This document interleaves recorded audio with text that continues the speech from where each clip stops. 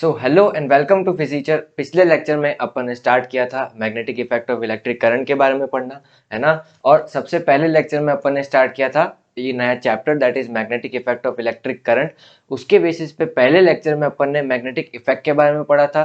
Second lecture में अपन ने magnetic effect of electric current के बारे में पढ़ना चालू किया था, है ना। उसके बेसिस पे अपन ने इस magnetic effect of electric current का प्रूफ देखा था कि ये आया कहाँ से। तो ये कहाँ से आया था? ऑर्स्टेड एक्सपेरिमेंट से आया था, है ना।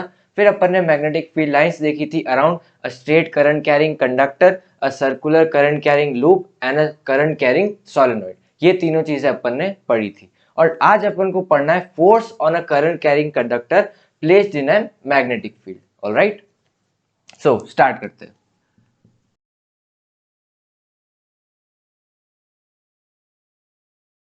अब इस लाइन का मतलब क्या है? Force on a current carrying conductor मतलब करंट कैरिंग कंडक्टर के ऊपर एक फोर्स लगेगा। जब तब कब लगेगा? जब वो एक मैग्नेटिक फील्ड में प्लेस किया जाएगा। मैग्नेटिक फील्ड कैसे बनती? मैग्नेटिक मटेरियल से बनती या फिर दूसरे किसी करंट कैरिंग सब्सटेंस से बनती। पिछले लेक्चर में अपन ने पढ़ा है ना कि कोई करंट कैरिंग सब्सटेंस या फिर करंट कैरिंग कंडक्टर अपने आसपास मैग्नेटिक फील्ड बनाता है। Alright, so force on a current carrying conductor,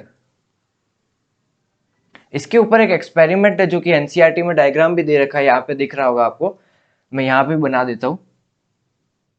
उन्होंने क्या कर रखा है, एक रॉड ले रखी है जिससे करंट पास किया हुआ है। डायग्राम बहुत खराब है मेरे, सो पार्डन मी। यहां से करंट पास हो रहा है और उसके आसपास एक हॉर्स शू मैग्नेट बना रखी है। हॉर्स शू मैग्नेट कैसी होती? ऐसी, ठीक है। यहाँ पे हॉर्सशू मैग्नेट लगा रखी है और इसके अंदर यहाँ पे एक करंट कैरिंग कंडक्टर प्लेस किया हुआ है ऐसे।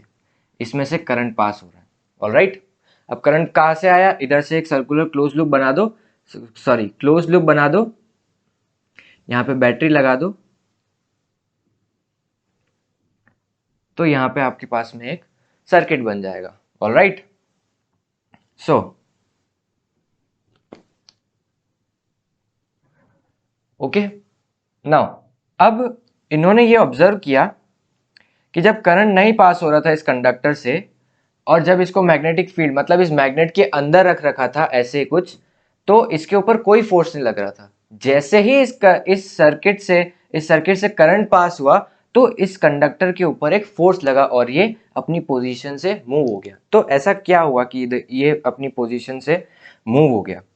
सो अपन ने ये पहले पढ़ा था कि कोई भी मैग्नेटिक मटेरियल अपने आसपास के मैग्नेटिक मटेरियल के ऊपर एक मैग्नेटिक इफेक्ट शो करता है, जो कि किस फॉर्म में होता है? एक फोर्स की फॉर्म में होता है। ऑलराइट, और अपन ने सेकेंड लेक्चर में ये देखा था कि करंट कैरिंग जो भी सब्सटेंस है वो कैसे बिहेव करता है? मैग्नेटिक मटेरियल की तरह,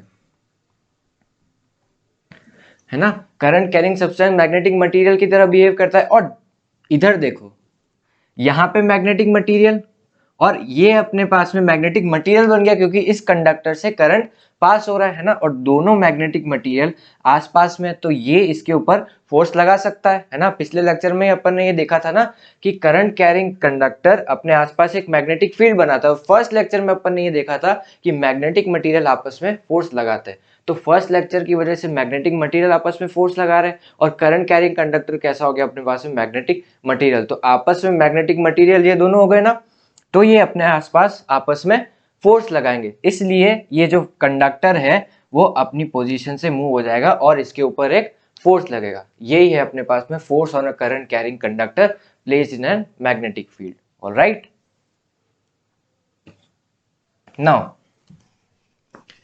अब ये तो अपन ने देखा इसका थियोरेटिकल फॉर्म या फिर ऊपर ऊपर से कि फोर्स लग रहा है, चलो मान लिया कि फोर्स लग रहा है। अब इसकी डायरेक्शन कैसे दे? फोर्स किसी डायरेक्शन में लगेगा ना, और ये जो फोर्स है वो स्पेसिफिक डायरेक्शन में लगेगा, है ना। यूनिक ही करंट इधर जा रहा है और मैग्नेटिक फील्ड इधर जा रही है, तो कहीं पे भी फोर्स चला जाएगा, कहीं पे भी कंडक्टर चला जाएगा, एक स्पेसिफिक डायरेक्शन होगी उसकी, है ना। उसके लिए एक रूल आया, Fleming's Fleming's left hand rule. Alright, Fleming's left hand rule जो फ्लेमिंग ने दिया था। और फ्लेमिंग लेफ्ट हैंड रूल क्या काम आता है? फ्लेमिंग लेफ्ट हैंड रूल काम आता है फोर्स की डायरेक्शन को निकालने के लिए, जब अपने पास में मैग्नेटिक फील्ड की डायरेक्शन दे रखी होती है और अपने पास में करंट की डायरेक्शन दे रखी होती है, तब अपने पास में फोर्स की डायरेक्शन को निकालने के लिए काम आता है Fleming's left hand rule. Okay, ये कुछ ऐसा होता है, अपने अपना लेफ्ट हैंड लिया, ये अपना पाम है ना। डायग्रामेटिक रिप्रेजेंटेशन बहुत गंदा है मगर फिर भी समझ लो, ये अपने पास में अपना लेफ्ट हैंड है ना, ये थंब की डायरेक्शन, ये अपने पास में फोर फिंगर की डायरेक्शन और ये मिडल फिंगर की डायरेक्शन है ना। अब एनोटेशन देते हैं अपन। थंब को रिप्रेजेंट करता है फोर्स, फोर फिंगर को रिप्रेजेंट करता है मैग्नेटिक फील्ड, और जो मिडल फिंगर है वो रिप्रेजेंट करती है करंट को। ऑलराइट, मतलब कि अगर अपने पास में करंट की डायरेक्शन दे रखी है, मैग्नेटिक फील्ड लाइन की डायरेक्शन दे रखी है, जो तो जब थंब की डायरेक्शन में पॉइंट करेगा वो अपने पास में क्या होगी? फोर्स की डायरेक्शन होगी। ऑलराइट, और इसकी डायरेक्शन कैसे निकालेंगे? अगर अपने पास में ये तीनों फिंगर 90 डिग्री के एंगल में आपस में, ये 90 डिग्री, ये 90 डिग्री और ये 90 डिग्री। ऑलराइट, सो अगर अपने पास में मैग्नेटिक फील्ड लाइन की डायरेक्शन दे रखी है, करंट की डायरेक्शन दे रखी है, तो अपने पास में जो थंब की डायरेक्शन में जो पॉइंट करेगा वो आएगी फोर्स की डायरेक्शन, है ना। एग्जाम्पल के तौर पे, अगर अपने पास में करंट की डायरेक्शन ऐसी दे रखी है आई, और मैग्नेटिक फील्ड लाइन की डायरेक्शन ऐसी दे रखी है, तो बताओ इसमें फोर्स की डायरेक्शन कैसे होगी? मतलब यहाँ पे ऐसे कंडक्टर दे रखा है और यहाँ पे ऐसे मैग्नेटिक फील्ड दे रखी है ना, करंट ऐसे जा रहा है, मैग्नेटिक फील्ड लाइंस ऐसे जा रही है। ठीक है, सो करंट का क्या एनोटेशन था? मिडल फिंगर, तो करंट की डायरेक्शन में मिडल फिंगर को रखा, है ना। और मैग्नेटिक फील्ड लाइंस की डायरेक्शन कैसी थी? ऊपर की तरफ, है ना। यहाँ पे ऊपर दे रखी और एनोटेशन क्या था? फोर फिंगर, तो ऊपर रखा तो थंब कैसे आया? बाहर की तरफ। ऑलराइट, सो मैग्नेटिक फोर्स की डायरेक्शन कैसी होगी? बाहर की तरफ, और बाहर की तरफ पॉइंट करता हुआ अपन 2D में डायग्राम बनाते कुछ ऐसा, मैं यहाँ पे लिख देता हूँ। बाहर की तरफ आ रहा है तो आउटवर्ड आ रहा है तो ऐसा नोटेशन, और इनवर्ड जा रहा है तो ऐसा नोटेशन। ऑलराइट, ठीक है। जैसे अगर मैं इसको नीचे कर देता मैग्नेटिक फील्ड लाइन को, ठीक है, सो करंट की डायरेक्शन ऐसी मिडल फिंगर में, और इसकी डायरेक्शन मैग्नेटिक फील्ड लाइन की डायरेक्शन कैसी? नीचे की तरफ। सो फोर्स थंब की डायरेक्शन कैसी? अंदर की तरफ। ऑलराइट, सो इधर कैसी आती? अंदर की तरफ, जिसको एनोटेट करता है ऐसे। ठीक है, समझ में आया फ्लेमिंग्स लेफ्ट हैंड रूल? सो इसकी थ्योरी लिख देता हूं मैं यहाँ पे। थ्योरी इसकी कुछ इस प्रकार है, कुछ ऐसी है। Hold your left hands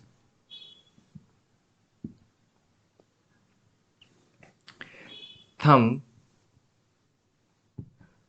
forefinger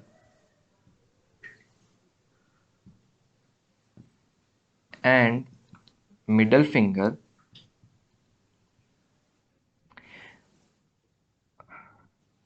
at 90 degree to each other or right angled to each other if forefinger represents the direction of magnetic field and middle finger represents the direction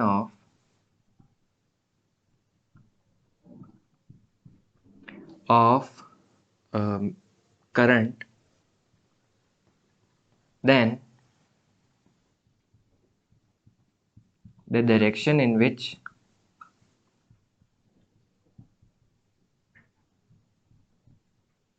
the thumb points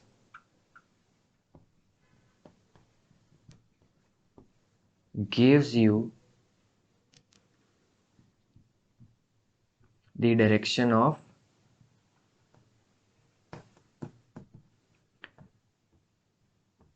force.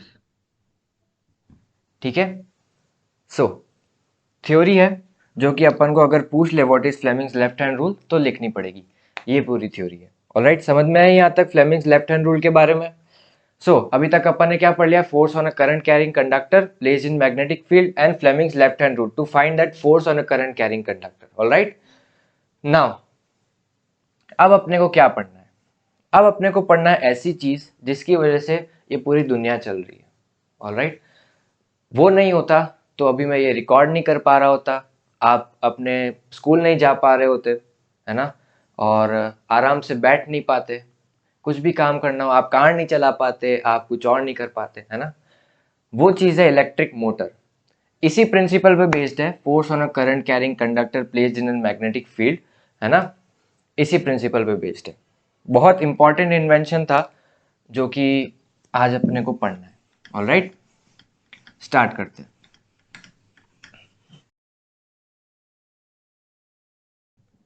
है ना, electric motor क्या होती है? Electric motor is a device that works on the principle of force on a current carrying conductor placed in magnetic field। ये सारी किताबी भाषा बोल रहा हूं मैं, अभी एक्सप्लेन करता हूं मैं क्या होती है एक्चुअल में इलेक्ट्रिक मोटर, है ना। Electric motor is a device that works on the principle of force on a current carrying conductor placed in a magnetic field that converts electrical energy into mechanical energy। Alright, इसका मतलब क्या है?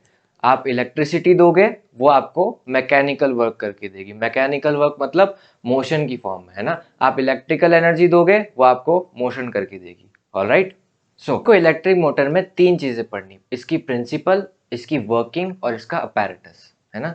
सबसे पहले अपने पास में आता है प्रिंसिपल।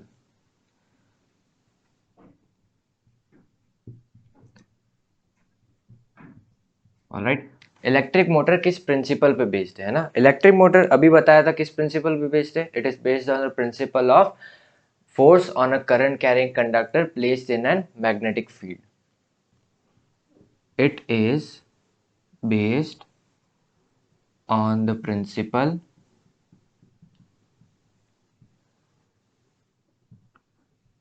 ऑफ फोर्स ऑन, मैं इंक पढ़ लेता हूँ इसमें। It is based on the principle of force, it's still the same, force on a current carrying conductor placed in magnetic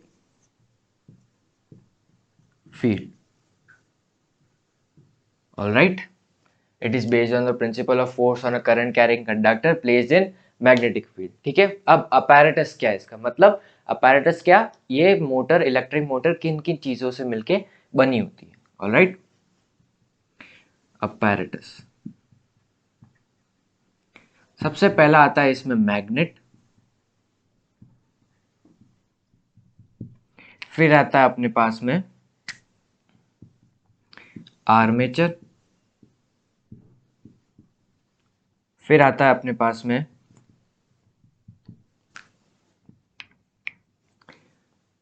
copper wire,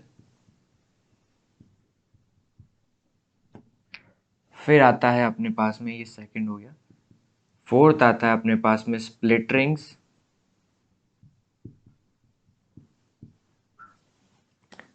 और फिफ्थ आता है अपने पास में कार्बन ब्रशेस,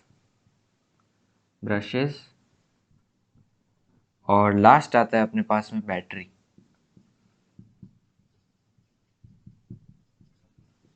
इन पांच छह चीजों का काम क्या है? मैग्नेट क्या होता है? मैग्नेट मैग्नेट का क्या काम है? Magnet constant magnetic field supply करता है उस मोटर के अंदर, है ना। It supplies constant magnetic field. Armature का क्या काम होता है? इन कॉपर वायर को संभाले रखना। अभी मैं बनाता हूँ डायग्राम ताकि सारी चीजें समझ में आ जाएगी। आर्मेचर का काम होता है to hold those copper wire in the electric motor.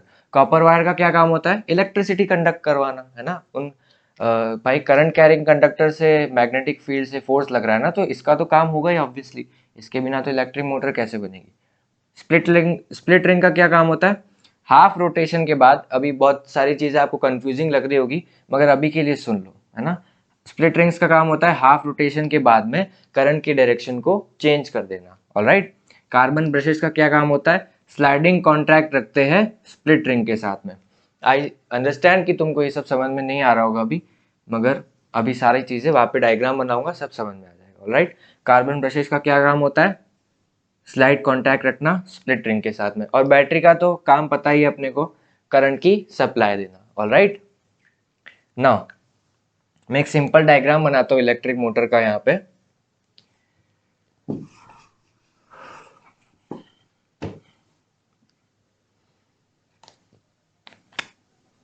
यहाँ पे अपने पास में है दो मैग्नेट, नॉर्थ साउथ, ठीक है। अब ये नॉर्थ साउथ, एक एक नॉर्थ साउथ कैसे आया, तो ये बड़ी मैग्नेट है, यहाँ पे इसका साउथ पोल हो गया, यहाँ पे उसका नॉर्थ पोल हो गया, है ना। अभी अपन को वो कंसीडर करना नहीं, तो मैंने नहीं बनाया, ऑलराइट। मैग्नेटिक फील्ड कहाँ से कहाँ तक जाती है, नॉर्थ से साउथ, ठीक है। तो ये मैग्नेटिक फील्ड लाइंस बना दी मैंने, ऑलराइट। समझ में आई यहाँ तक बात। नाउ बीच में है इसके कॉपर वायर,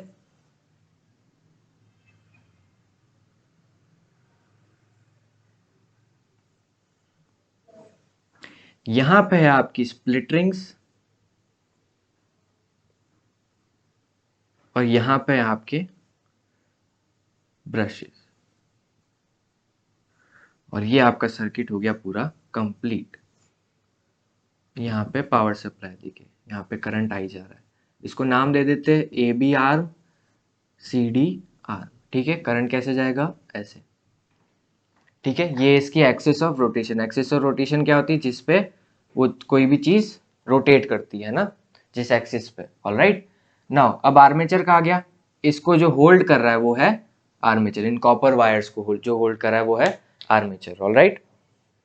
नाउ अब ये बहुत ही अजीब सा डायग्राम बना है, अभी मैं उसको हटा के वापस नया डायग्राम बनाता हूँ। सो बेसिकली ये हटा देता हूँ मैं इलेक्ट्रिक मोटर, और अपन को पढ़नी है अब इसकी वर्किंग। वर्किंग बहुत इंपॉर्टेंट है, समझ में आएगी। नाउ अब अपने को पढ़ना है इलेक्ट्रिक मोटर की वर्किंग के बारे में।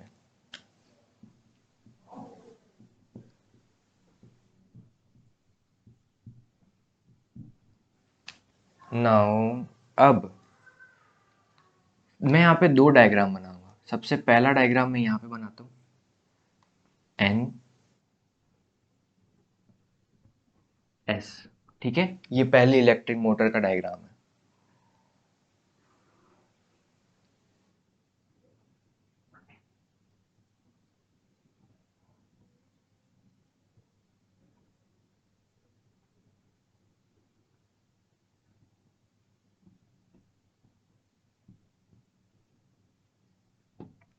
ऑलराइट, यहाँ पे माइनस, यहाँ पे प्लस, यहाँ पे ब्रश B1, यहाँ पे ये ब्रश B2, यहाँ पे स्प्लिट रिंग ये S1, और यहाँ पे स्प्लिट रिंग S2, ऑलराइट।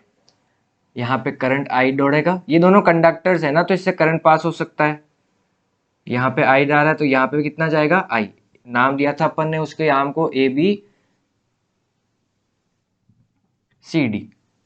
ठीक है। नाउ मैग्नेटिक फील्ड लाइंस की डायरेक्शन कैसी होगी, ऐसी, और एक्सिस ऑफ रोटेशन क्या है, ऐसी। अब ये रोटेट क्यों करेगी, यहाँ पे देखो, ऑलराइट। नाउ अपन ने ये देखा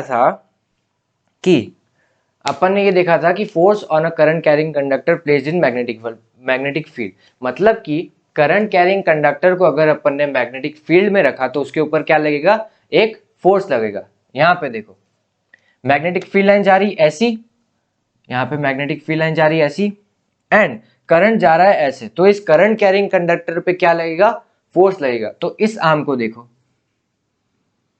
इस आर्म को देखा। नाउ ए बी आर्म में करंट जा रहा है ऐसा, तो मिडल फिंगर की का एनोटेशन क्या होता है, करंट, और मैग्नेटिक फील्ड लाइन कैसी जा रही, ऐसी। तो मैग्नेटिक फील्ड लाइन का एनोटेशन होता है 4 फिंगर, तो इसको अलाइन किया तो थंब की डायरेक्शन में क्या मिलेगा अपन को, फोर्स मिलेगा। तो फोर्स की डायरेक्शन कैसी आई, अंदर की तरफ। मैं इसको स्लाइटली ऐसे लिख देता हूँ, है ना, या फिर अंदर की तरफ कैसे लिखते हैं, क्रॉस से। ऑलराइट, सो इस आर्म पे कैसा फोर्स लगा, अंदर की तरफ। इस आर्म को देखो, यहाँ पे सर्किट जा रहा है ऐसे, तो करंट कैसे जाएगा, ऐसे, फिर नीचे की तरफ। ऑलराइट, ठीक है। नाउ इस आर्म को देखो, इस आर्म में यहाँ पे करंट की डायरेक्शन कैसे, नीचे। Alright, and magnetic field lines की डायरेक्शन कैसे, ऐसे, इधर की तरफ। तो फोर्स की डायरेक्शन कैसी आई, बाहर की तरफ, है ना। उधर आ रही है अंदर की तरफ और इधर आ रही है बाहर की तरफ। ऑलराइट, सो इस आर्म पे फोर्स लग रहा है अंदर की तरफ और इस आर्म पे फोर्स लग रहा है बाहर की तरफ, है ना। सो अगर मैं ये बुक को देखूं, अगर मैं बुक को देखूं, इस आर्म पे मैं इस तरफ फोर्स लगा रहा हूं, इस आर्म पे मैं इस तरफ फोर्स लगा रहा हूं, तो ये एक तरह रोटेट नहीं हो जाएगी, है ना। इस आर्म पे इस तरफ फोर्स लगा, इस आर्म पे इस तरफ फोर्स लगा, तो ये रोटेट हो गई, है ना। तो ये जो आर्म है अपने पास में, या फिर ये जो अपने पास में कंडक्टर दे रखा है, वो रोटेट होना चालू हो जाएगा, है ना। नाउ ये ऐसे रोटेट होना चालू हो जाएगा, इधर अंदर फोर्स लग रहा है, इधर बाहर फोर्स लग रहा है, तो ये ऐसे रोटेट हो जाएगा, कैसे, ऐसे। और ये इसकी axis of rotation. Alright, now इस आर्म को कंसीडर क्यों नहीं किया, क्योंकि इसकी डायरेक्शन और मैग्नेटिक करंट की डायरेक्शन और मैग्नेटिक फील्ड लाइन की डायरेक्शन सेम थी, है ना, तो इसके ऊपर कोई फोर्स लगेगा नहीं। ऑलराइट, नाउ अब ये तो हो गया फर्स्ट रोटेशन, है ना। नाउ अब अपन ने देखा, यहां पे मैं दूसरा डायग्राम बनाता हूं।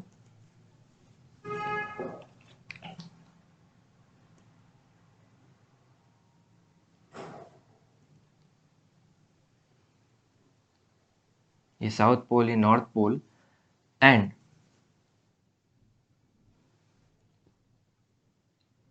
वो का वही डायग्राम है, बस थोड़ी सी चीजें अलग है।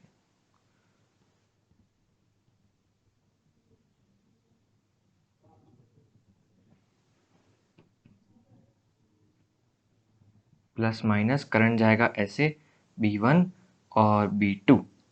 ऑलराइट, और ये करंट जाएगा ऐसे से कुछ, और मैग्नेटिक फील्ड लाइंस की डायरेक्शन कैसी, ऐसी। अब मैंने इसका नाम और इसका नाम क्यों नहीं दिया इनकी आर्म का, देखो ये जो स्प्लिट रिंग है ना, उनका काम ही ये होता है कि आधे रोटेशन में अपनी साइड चेंज कर देती है। मैंने पहले भी अभी जब सारे का नामकरण कर रहा था तब बताया था ना, हाफ रोटेशन में इनकी साइड चेंज हो जाती। तो हाफ रोटेशन में S2 की जगह क्या आ जाएगा, S1, और S1 की जगह क्या आ जाएगा, S2,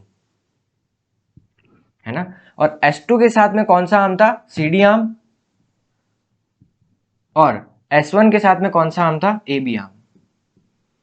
अब इसका हाफ रोटेशन हुआ कैसे, है ना, ये यहाँ पे फोर्स लग रहा है, यहाँ पे फोर्स लग रहा है, आधा आ गया, है ना, आधा आ गया, तो ये आगे मूव कैसे हुआ, तो आधा आगे आ गया और ये मोशन में था, तो ये मोशन को रेजिस्ट करेगा। क्या, कौन सी प्रॉपर्टी लगेगी, इनर्शिया की प्रॉपर्टी, है ना।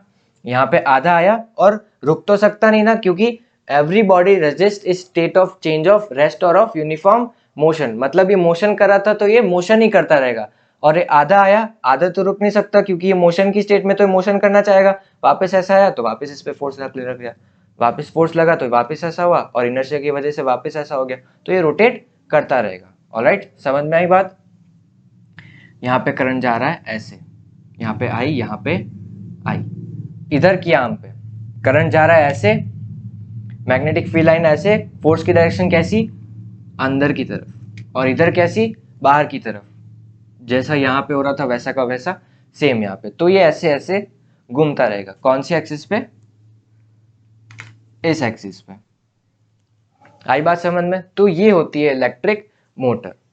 सो थ्योरी लिखनी हो तो आप एनसीईआरटी को कंसीडर कर सकते हो, यहाँ पे पूरी पॉपअप हो रही होगी थ्योरी, है ना। जो भी लिखना है आप लिख सकते हो, और इसको पढ़ के अपन ये निकाल सकते हो।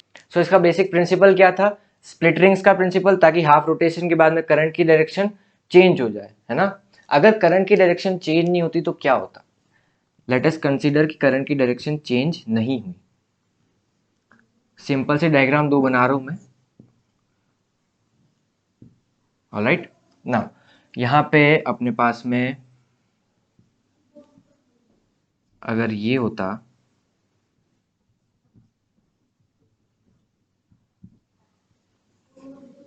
B1 S1 B2 S2, ठीक है। और यहाँ पे आई करंट जा रहा है, ठीक है। इधर कैसी डायरेक्शन आई थी, अंदर की तरफ, और इधर कैसी आई थी, बाहर की तरफ, ठीक है।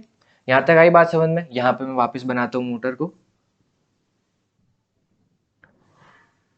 और स्प्लिट रिंग्स नहीं होती तो क्या होता, करंट की वो करंट की डायरेक्शन चेंज नहीं होती, तो B1 के साथ में S1 ही रहता है ना, B1 के साथ में S1 ही रहता, और B2 के साथ में S2 ही रहता, ठीक है।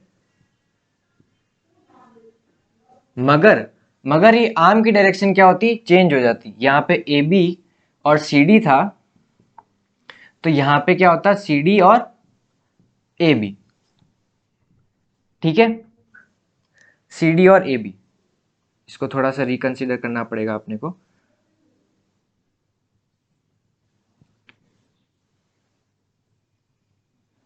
ठीक है, CD और AB, और इसमें करंट कैसा जाता, ऐसा 1I, और इधर कैसा जाता, I बाहर आता, और मैग्नेटिक फील्ड लाइंस की डायरेक्शन कुछ ऐसी। तो फ्लेमिंग लेफ्ट हैंड रूल से इसकी डायरेक्शन आती अंदर की तरफ, और इसकी डायरेक्शन आती बाहर की तरफ, और इधर कैसी आई थी, ऐसी, और इधर कैसी आती, ऐसी। तो ये घूमती कैसी, ये तो ऐसे ऐसे करते रहती है ना। तो इलेक्ट्रिक मोटर कैसे बनती है अपने पास में।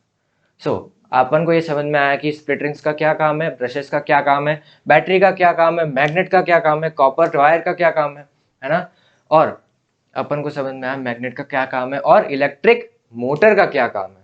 इलेक्ट्रिक मोटर कहाँ कहाँ पे यूज होती है, कूलर में यूज होती है, एसी में यूज होती है, लैपटॉप्स में यूज होती है, कंप्यूटर्स में यूज होती है ना। सारी जगह पे यूज होती है इलेक्ट्रिक मोटर्स, अपनी कार में यूज होती है, सारी जगह पे, है ना। सो इलेक्ट्रिक मोटर के बिना बहुत सारी चीजें अधूरी रह जाती है, या फिर बहुत सारी चीजें काम नहीं कर सकती।